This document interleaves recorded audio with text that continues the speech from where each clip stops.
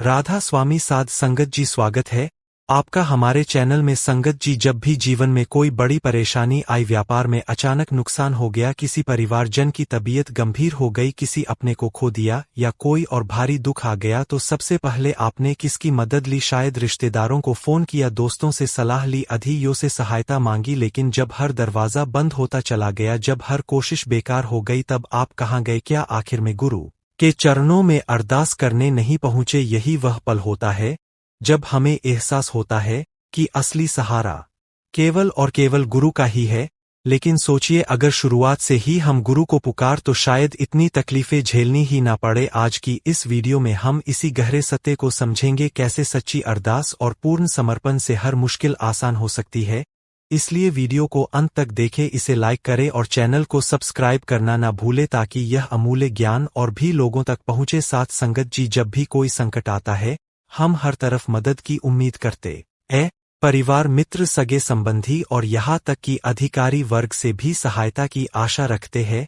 लेकिन जब सारे रास्ते बंद हो जाते हैं, तब केवल सच्चे हृदय से की गई अरदास ही रक्षा करती है। यह बात केवल धार्मिक ग्रंथों तक सीमित नहीं है, बल्कि जीवन के हर क्षेत्र में इसका प्रमाण मिलता है।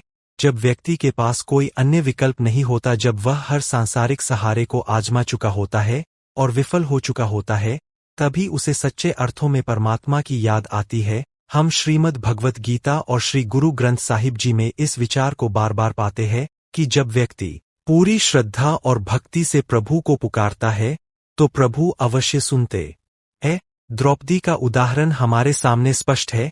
जब द्रौपदी का हरण हो रहा था, तब उसने पहले अपने पतियों को पुकारा। उसके पांचों पति धर्म के प्रतीक थे, लेकिन वे भी उसकी सहायता नहीं कर सके। फिर उसने भीष्म पितामह और गुरु द्रोणाचार्य को देखा, लेकिन वे भी अपनी मर्यादा और प्रणों से बंधे थे। अंततः जब उसने सारी आशाएं छोड़ दी और सच्चे हृदय से अपने गोविंद को पुकारा, तभी श्री कृष्ण ने उसकी सहायता की। इससे हमें यह शिक्षा मिलती है कि संकट आने पर हमें सबसे पहले बाबा जी को पुकारना चाहिए, ना कि तब जब सारे साधन समाप्त हो जाएं।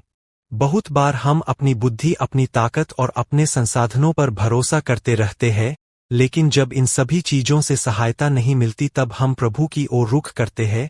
गुरु नानक देव जी हमें यह दिखाते हैं कि जो व्यक्ति हमेशा प्रभु को याद करता है और किसी भी स्थिति में केवल उन्हीं का सहारा लेता है, वह कभी संकट में नहीं पड़ता। संकट तब आता है जब हम अपने अहंकार में यह मान बैठते हैं कि हम सब कुछ अपने बलबूते पर कर सकते हैं। लेकिन जब इस अहंकार का विनाश होता है, तभी वास्तविक भक्ति जन्म लेती है। यहाँ हमें अपने जीवन में एक बदलाव लाने की जरूरत है। अगर हम हर छोटी बड़ी परेशानी में बाबा जी को सबसे पहले याद करना शुरू कर दे, तो हमारी सारी समस्याएं हल हो जाएंगी। यह कोई काल्पनिक बात नहीं है, बल्कि इसका अनुभव हजारों संत, महापुरुषों और भक्तों ने किया है। जब भी हमें कोई समस्या आती है, हमें यह नहीं सोचना चाहिए कि हमारी परेशानी कितनी बड़ी है, बल्कि यह सोचना चाहिए कि हमारा बाबा जी कितना महान है। बाबा जी की कृपा से असंभव भी संभव हो सकता है। हमें केवल एक चीज करनी है, सच्चे हृदय से पुकारना। जब यह पुकार सच्चे प्रेम, श्रद्धा और समर्पण से होगी, तो उत्तर निश्चित रूप से मिलेगा। इसीलिए साध संगत जी, हमें हर संकट में सबसे पहले बाबा जी को पुकारना चाहिए। यदि यह भावना हमारे जीवन में पहले आ जाए, तो जीवन में कभी कोई बाधा नहीं आएगी। यही सच्ची भक्ति और श्रद्धा का स्वरूप है। हाथी और मगरमच्छ की कथा, यह कथा वेदों, पुराणों और श्री गुरु ग्रंथ साहिब में भी वर्णित है। एक बार एक हाथी एक तालाब में पानी पीने के लिए गया। जैसे ही उसने पानी पिया, एक मगरमच्छ ने उसकी टांग पकड़ ली। हाथी को अपनी शक्ति पर बहुत गर्व था, उसने अपनी पूरी ताकत लगा दी, परंतु मगरमच्छ पानी में अधिक शक्तिशाली था और धीरे धीरे उसे अंदर खींचने लगा। यह संघर्ष कई घंटों तक चला। हाथी ने अपनी शक्ति, बुद्धिमानी और अपने झुंड की मदद लेने की कोशिश की, लेकिन अंततः जब कोई उपाय काम नहीं आया, तब उसने भगवान को पुकारा। हाथी ने जल में तैर रहे एक कमल के फूल को अपने सूंड से तोड़ा और उसे भगवान को अर्पित करते हुए कहा, हे प्रभु, अब मेरी शक्ति समाप्त हो चुकी है, अब आप ही मेरा अंतिम सहारा है। यह सच्ची पुकार थी। भगवान ने उसकी अरदास सुनी और तुरंत प्रकट होकर अपने सुदर्शन चक्र से मगरमच्छ का वध कर दिया। हाथी मुक्त हो गया और उसने अनुभव किया कि ईश्वर ही अंतिम सहारा है।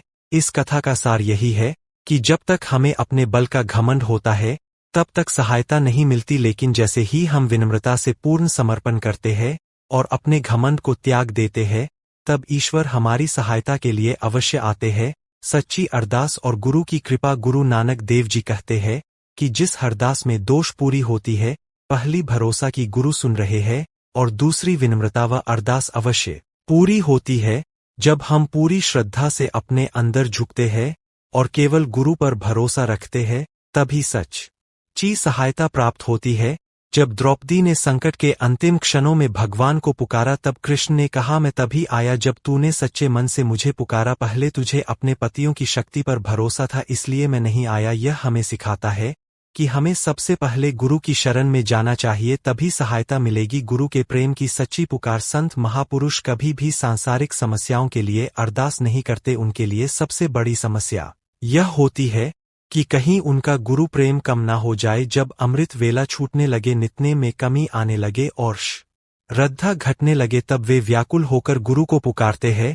हम अक्सर सांसारिक चीजों के लिए गुरु को पुकारते हैं, लेकिन क्या हमने कभी यह पुकार की है कि हे गुरु, मेरा प्रेम अडिग बना रहे, मेरी श्रद्धा कभी कम ना हो। जब हम इस स्तर तक पहुंचेंगे, तभी हमारा जीवन सफल होगा। एक राजा और एक बालक की परीक्षा। एक राजा था जिसे संतान नहीं हो रही थी। उसने अनेक उपाय किए, यज्ञ कराए, परंतु कोई लाभ नहीं हुआ। अंततः कुछ धूर्त लोगों ने रानी के कान भर दिए कि यदि किसी बालक की बलि दी जाए तो संतान की प्राप्ति होगी। राजा ने इसे अस्वीकार कर दिया, परंतु रानी और दरबारियों के दबाव में आकर अंततः वह मान गया। एक गरीब परिवार ने लालच में आकर अपने छोटे पुत्र को बलि के लिए समर्पित कर दिया। जब बालक को बलि देने के लिए लाया गया, तो मंत्री ने पूछा कि उसकी कोई अंतिम इच्छा है। बालक ने कहा कि वह कुछ देर खेलना चाहता है। उसने मिट्टी से छोटी छोटी ढेरियां बनाई। राजा और उपस्थित जनता यह देखकर हैरान थी। बालक ने राजा से पूछा, राजा जी, यदि कोई इन मिट्टी की रियों को तोड़ दे तो क्या यह अपराध होगा? राजा ने कहा, नहीं, यह तो मिट्टी की रियां है। तब बालक बोला, तो फिर यह शरीर भी तो मिट्टी का ही बना है, इसे नष्ट करने से क्या मिलेगा? यह सुनकर राजा की आंखें खुल गई और उसने बालक की बलि रोक दी। गुरु नानक देव जी के संदेश हमें सिखाते हैं कि जब तक हम संसार सहार पर निर्भर रहते हैं, तब तक सच्ची सहायता नहीं मिलती, लेकिन जब हम पूरे समर्पण और श्रद्धा के साथ केवल गुरु की शरण में जाते हैं, तभी हमारा उद्धार होता है। इसलिए हमें हर संकट में सबसे पहले गुरु को पुकारना चाहिए, ना कि तब जब सभी साधन समाप्त हो जाएं। यदि यह भावना हमारे जीवन में पहले आ जाए तो जीवन में कभी कोई बाधा नहीं आएगी। किसी ने अपनी ताकत को बढ़ाने के लिए कुडम का सहारा लिया, तो किसी ने जवाई का आश्रय लिया। गुरु नानक देव जी ने समझाया कि मेरे जवाई फलाने पॉलिटिकल लीडर है, मेरी पहचान उनसे है, मेरा कोणम ऐसा है। कई लोग अपनी पहचान को किसी बड़े नेता, अमीर व्यक्ति या किसी सत्ताधारी से जोड़ने की कोशिश करते हैं, लेकिन गुरु रामदास जी ने स्पष्ट किया कि हमारी असली ताकत गुरु नानक है। सच्ची शक्ति धन और सत्ता में नहीं, बल्कि ईश्वर के नाम में है। जब हम गुरु नानक के साथ होते हैं, तो किसी का भी डर नहीं रहता, क्योंकि सृष्टि का मालिक हमारे साथ होता है। पढ़ना या गाना सिर्फ बाहरी प्रक्रिया नहीं होनी चाहिए, बल्कि यह हमारे भीतर से निकलने वाली सच्ची अरदास होनी चाहिए। जब तक हम अपने हृदय से यह नहीं मानेंगे कि परमात्मा ही हमारा सच्चा सहारा है, तब तक दुनिया के रिश्ते नाते आखिर में हमें छोड़ ही देंगे। जीवन में चाहे कितने भी लोग साथ रहे, अंत में हमें अकेले ही जाना होता है। इसलिए हमें परमात्मा का सहारा लेना चाहिए। गुरु नानक ने कहा कि असली साथ केवल संत और राम का होता है। इसलिए सज्जन संतों की संगति करनी चाहिए, जो सच्चे संत हो, कच्चे नहीं। सच्चे संत वही होते हैं जो हर सांस में प्रभु का नाम जपते हैं। यदि किसी ने संत का साथ पा लिया, तो वह मृत्यु के बाद भी अकेला नहीं रहेगा। धर्मराज के दरबार में भी संत उसका हाथ पकड़कर खड़ा रहेगा। गुरु नानक जी ने कहा कि यदि कोई व्यक्ति सच्चे नाम से जुड़ जाता है, तो उसके कर्मों के लेखे जोखे के कागज भी फाड़ दिए जाते हैं। बाबा नंद सिंह जी कहा करते थे कि यदि तुम नित्यनेम करो तो हम वहां खड़े रहेंगे और जामदूत तुम्हें छू नहीं सकेंगे। उन्होंने यह भी बताया कि कम से कम 6 माला मूल मंत्र 4 अष्टपदी सुखमनी साहिब जी की करनी चाहिए। यह बहुत कम है, लेकिन इतना करने से भी दरगाह में जिम्मेदारी ली जाती है। अगर किसी के पास नित का टिकट है, तो यमदूत उसका कुछ नहीं बिगाड़ सकते। इसलिए हमें कभी भी गुरु को छोड़कर किसी और का आसरा नहीं लेना चाहिए। यदि जीवन में ऐसा समय आए कि हम परमात्मा से विमुख हो जाएं, तो उससे पहले मृत्यु आ जाना बेहतर है। एक कुत्ता भी अपने मालिक का दर नहीं छोड़ता, तो हम अपने सच्चे मालिक को कैसे छोड़ सकते हैं?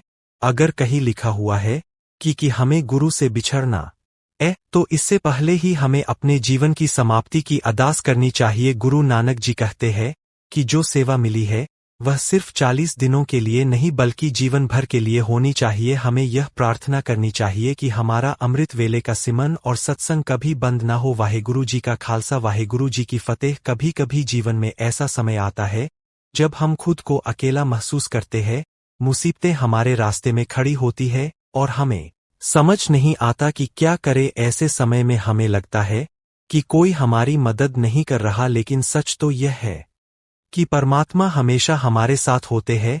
बस हमें उन्हें पुकारने और सच्चे दिल अदा करने की जरूरत होती है। जब हर रास्ता बंद हो जाता है तब हमें महसूस होता है कि परमात्मा हमारे लिए खड़े हैं। हम उन्हें देख नहीं सकते, लेकिन उनका आशीर्वाद हमेशा हमारे साथ होता है। जब हमें किसी से कोई उम्मीद नहीं होती तब परमात्मा हमारे भीतर की शक्ति को जागृत कर हमें कठिनाइयों से बाहर निकालते हैं। हमें हमेशा याद रखना चाहिए कि जब परमात्मा हमारे साथ होते हैं तो कोई भी मुश्किल हमें गिरा नहीं सकती। वे हमारी असली ताकत है और उनकी शरण में हम कभी अकेले नहीं होते। इसलिए जब भी मुश्किलों का सामना करें तो परमात्मा पर विश्वास रखें, क्योंकि वे हमें कभी अकेला नहीं छोड़ते। तो साध संगत जी, हमने देखा कि जब भी हमने सच्चे दिल से गुरु को पुकारा, उन्होंने हमारी पुकार सुनी और सहायता भेजी। लेकिन यह भरोसा केवल मुसीबत के समय तक ही सीमित क्यों रहे? क्यों न हम अपने हर सुख दुख में, हर छोटे बड़े फैसले में सबसे पहले गुरु की शरण में जाएं। जब हमें यह विश्वास हो जाएगा कि गुरु ही हमारे सच्चे सहारे है, तो जीवन में कोई बाधा हमें डिगा नहीं सकती।